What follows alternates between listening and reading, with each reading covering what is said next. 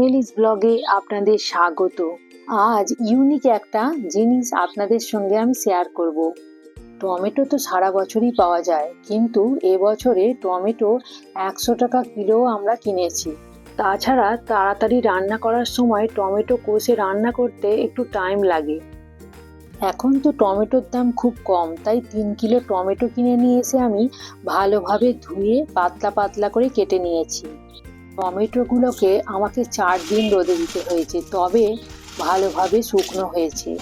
আসলে আমি ফ্ল্যাটে থাকি, তাই আমার ব্যালকনিতে যেটুকু রোদ আসে সেটুকুতেই আমার শুকোতে হয়। ছাদে গিয়ে আপনারা যদি শুকোতে দেন, শুকোতে এত বেশি টাইম লাগবে না। তারপর আমি গ্রাইন্ডারে গ্রাইন্ড করে নিয়ে এটাকে একটু চেলে নিয়েছি, নিয়ে আমি কন্টেনারের মধ্যে রেখে দেব। ফ্রিজে আপনি স্টোর করতে পারেন, যখন টমেটোর দাম বেড়ে যাবে তখন এখান থেকে বের করে ইউজ করা যাবে।